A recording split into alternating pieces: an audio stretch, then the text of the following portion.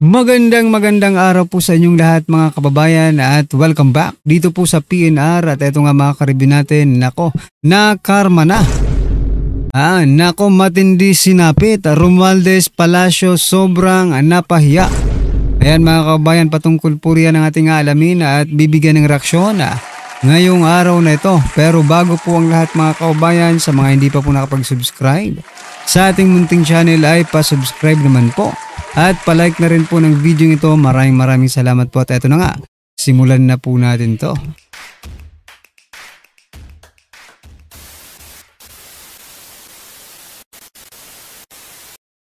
So yan mga kaubayan, simulan po natin ang ating balitaan dito po kay former Speaker Martin Romualdez. Nako, binigyang parangal ng mga mambabatas dahil sa kontribusyon nito sa bansa at taong bayan. Si former Speaker Romualdez mga kaubayan, binigyan po ng parangal ng Kamara dahil sa kanyang naging kontribusyon. Ano bang naging kontribusyon ni Speaker Martin Romualdez? Base nga po kay Saldico, di ba? Sila po ang tumatayong mga mastermind. Nako, ito palang balita mga kaubayan. Isinulong ni Representative Sandro Marcos ang pagbibigay parangal kay dating House Speaker Martin Romualdez dahil sa mga naging kontribusyon nito bilang pinuno ng Kamara. Yun naman pala, akala ko ibang tao yung magbibigay ng parangal, pamangkin niya lang din naman pala. Bakit hindi mo na lang i-chat? I-text mo na lang kaya Sandro Marcos, di ba? Ikaw na lang, mag-solo ka na lang, sabihin mo, Uncle, pinaparangalan kita, no? Dahil sa iyong mga nagawang pamumuno sa Kamara, di ba? Dahil nagawa mong paalisin dito si Saldico. Hindi, di ba? Si Sandro Marcos lang pala ito mga kaubayan na gustong mabigyan ng parangal ang kanyang tito, no, na si former Speaker Martin Romualdez. Naku po, ang kakapal naman ng mukha ninyo. Diba? Anyway, ano po ang inyong masasabi dyan mga kaubayan? I-comment nyo na lang. At eto, si Jose Claire Castro naman po mga kaubayan. Naku, hindi, lutang yata ito Sabi niya po dito, basahin ko po para sa inyo. Baka kayo malito rin sa mga sinasabi niya Sabi niya po dito, sa konektadong Pinoy, walang iwanan. Walang konektado, lahat ay konektado at mabilis ang serbisyo. Nahilo ba kayo? Naguluhan din ba kayo mga kaubayan? Nakakagulo. Kung ganito pa nga lang mga kaubayan, no? Wala sa reading comprehension. Walang reading comprehension itong si Jose Claire Castro. No? Basahin ko ulit, baka nalilito rin kayo. Sa konektadong Pinoy, walang iwanan. Walang konektado, lahat ay konektado. Ano ba nangyari yun? Walang konektado pero lahat ay konektado at mabilis ang serbisyo. Okay, pagbigyan na po natin ito, baka nag-hallucinate na rin po ito. Nako po. Ayusin mo naman minsan, ikaw tagapagsalita ka pero hindi ka marunong magsalita ng maayos, di ba? Pag sinabi po nating sa PCO, no, sa communication, dapat may alam po yan sa communication, hindi yung bara-bara ka lang sumagot, di ba? Napapanood nyo ba yung mga press briefing niya mga kabayan? Pag hindi niya po alam yung sagot, no? Siya mismong nagtatanong, di ba? Parang siya patuloy ang reporter kaysa po sa mga reporter. I mean, sa pagtatanong sa pagtatanong. Pero sa pag-explain, ay wala ito. Mga kabayan, talaga itong si Jose Claire Castro. Ano po ang inyong masasabi dyan? Nalito ba kayo? Naguluhan ba kayo? Sumakit ba ang mga ulo nyo? Pasensyahan nyo na po yan. Eto, pasadahan din po natin ito mga kabayan. Nako. Eto pala, pasadahan po natin to. Nako mga kabayan, eto ang balita. Mula po sa Jamie News, 1 hour ago. ADB or yung tinatawag na Asian Development Bank, 400, okay, nag-ox mga kabayan, nag-okay sa $400 million loan to support PH ease of doing business reforms. Aba, eto na. Gagamitin sa pagninegosyo, mga reforma sa mga pagninegosyo. The Asian Development Bank, ADB, announced it has approved a $400 million policy-based loan to support the Philippine government's reforms to improve ease of doing business. Aba, sino bang makikinabang nito? Mga negosyante. Palagi na lang negosyante ang inaano nyo Nakakapagduda na kayo. Malakalaking pera po yan 400 million uutangin na naman po ng Pilipinas para sa mga matulungan daw, makatulong sa pagninegosyo, mga kabayan. Di ba, ito naano ko lang, naalala ko lang, di ba? Nung pamimigay po ng ayuda, AX, TUPAD, AKAP, mayroon pong programa din ng gobyerno para po sa ayuda para doon po sa mga negosyante. Kung naalala nyo po mga kabayan, ngayon uutang na naman po sila ng 400 million. Ano to? Iaayuda ba ito sa mga naluluging mga negosyante? Diba? Kung ganun pala mga kabayan, mas maganda lahat ng Pilipino magnegosyo na. Diba? Kahit konti lang kasi aayudahan naman tayo ng ating pamahalaan. Diba?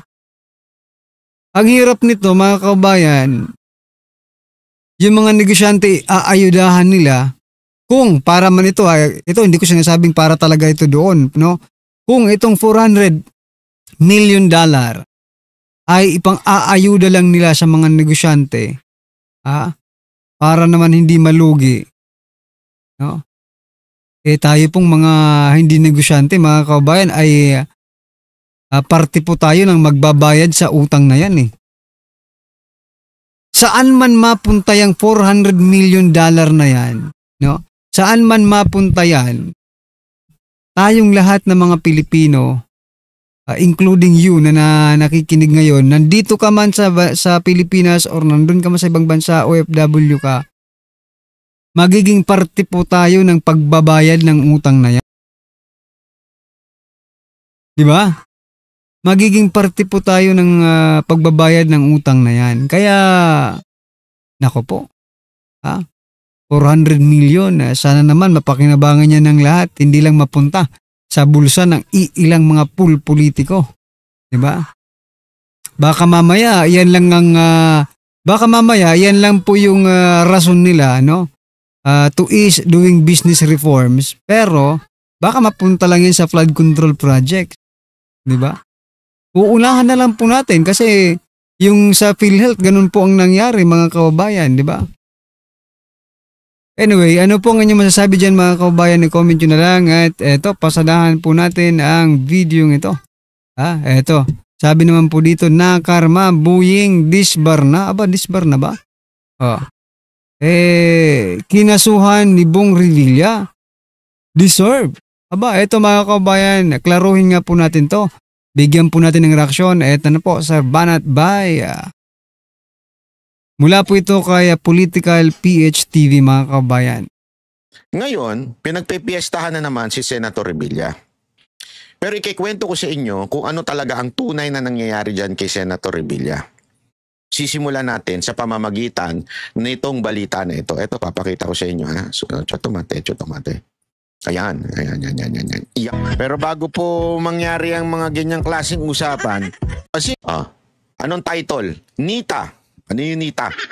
NITA question Raps versus Revilla. Ano yung NITA?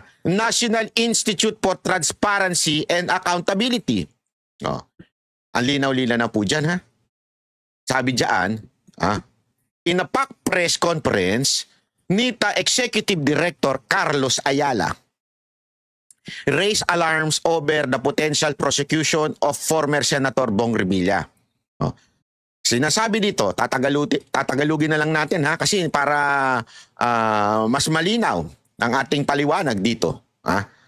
Ang grupo na ito ay nagki-question dun sa paratang kay Senator Revilla. Kasi kung maaalala ninyo, nung una, wala naman sa eksena si Senator Revilla. Hanggang pumasok itong yung DPWH official. Na sino yun?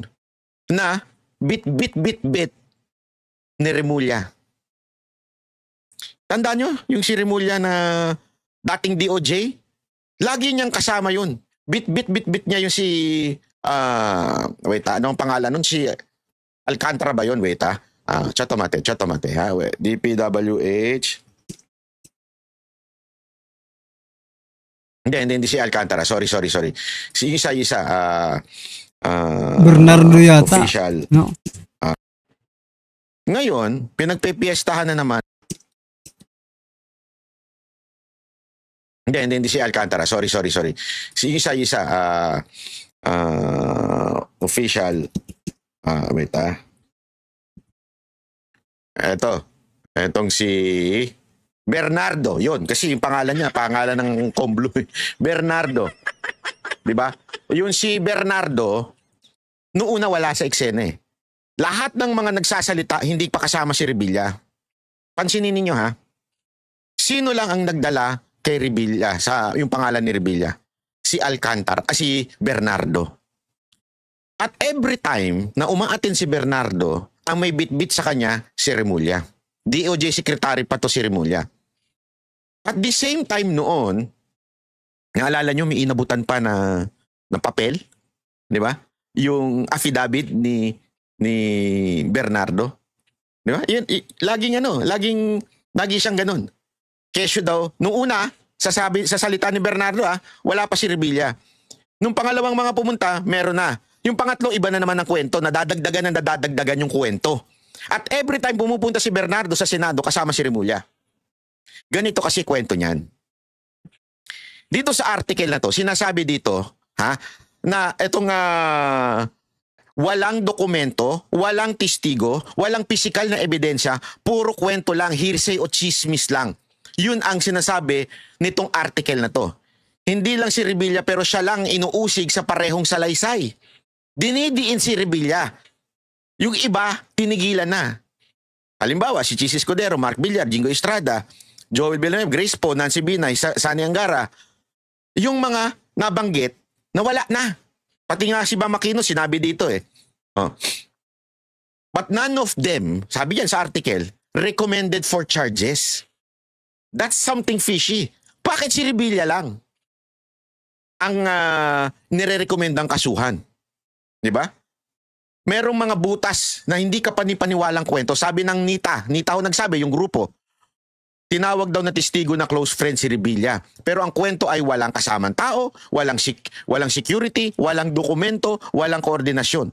Ayon sa Nita, walang batikang opisyal ang gagawa ng ganito ng kapabayaan. Hindi man lang pinagsalita si Revilla bago pinangalanan sa publiko. Sabi na Nita, hindi sinumon si Revilla, pinatawag si Revilla, hindi daw si pinatawag, hindi binigyan ng pagkakataon sumagot, pero pinangalanan agad sa publiko. Alam mo, sabi nga nila, sabi ng Nita, ang summary ng article na ito ay mahina at chismis lang ang lahat ng ebidensya kay Bong Revilla. Hindi siya pinakinabangan pinakinggan bago inakusahan, at bakit siya lang ang inuusig kung marami ang nadadawit. Kaya humiling sila ng patas at independent investigation. Ganito kasi ang kwento niyan. Kaya kwento ko lang sa inyo, bahagya, kasi may narinig akong kwento. Sa Cavite kasi, dati palang magkaaway ang mga Remulla at ang Revilla sa politika. Actually, medyo magulo nga daw dyan. Di ko alam kasi bata pa ako eh. Pero noong unang panahon daw, magulo daw ang politika dyan sa Cavite. Until nag-usap yung dalawang pamilya. Pamilya Remulla, pamilya Revilla.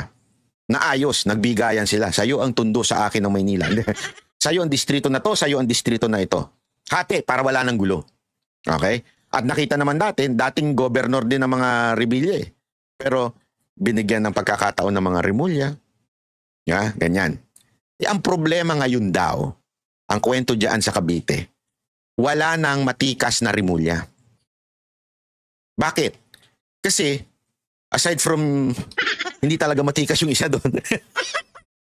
Huwag yung tanong nyo kay Sir Jack, minaamoy si Sir Jack dyan eh. Hindi, ito since si John Vic ay DILG na, si Rimulya, yung isang Rimulya pa, di ba? Yung malapit na. Hindi, malapit nang hindi makita. Ang itim na kasi. Di ba? Nasa ombudsman na. Wala nang Rimulya ang papalit bilang gobernador at yung iba pang mga Rimulya. Kasi yung ibang mga kapamilyang Rimulya, palpak. Hindi naman kilala. Hindi lang yun. Mahina. Yung iba meron pang, alam mo na, shady background. I-google nyo na lang. Di ba? Ang problema, ang mga Rebilla, yung mga anak, kapatid ba yung isa, pinsan or something. Basta lahat ng Rebilla, maganda ang takbuhin. Kahit nga si Mayor Lani, maganda ang takbuhin sa Cavite. Sa madaling salita, yung mga tao, nakikita na ma-occupy ng itong mga posisyon sa Cavite ng mga Rebilla. 1, buwisit na sila sa mga Rimulya. 2, may isa pang, alam mo na, nahuli. 3, talagang wala na. Ibig sabihin, walang maayos ngayon. Okay? Ganun ang nangyayari. Kaya daw, ngayon, sabi nila, tila dinudurog ng mga Rimulya ang Rebilla. Pinuputikan, dinudumihan. Kaya nga, di umano, allegedly, itong si Bernardo, yung DPWH, bigla-bigla na lang nadamay si Senator Bong Revilla, dating Senator Bong Revilla. Nanuuna naman wala sa testimony niya. At the same time, pinadiin ng pinadiin. Idadamay nga daw yung buong pamilya. Para bagang idinidikit yung mga pamilya ni Senator Bong Revilla para masira sa Cavite. So yan mga kabayan, isa po yan sa mga anggulo na dapat tingnan, no? Dyan po sa mga investigasyon na yan mga kabayan. Kasi yun naman pala dinidiktahan naman pala ni Rimulya yung si Bernardo para idiin itong si Rimulya. Nako, delikado po yan mga kabayan. Anyway, ano po ang inyong opinion, reaksyon patungkol po dito mga kabayan? I-comment nyo na lang. Maraming salamat po.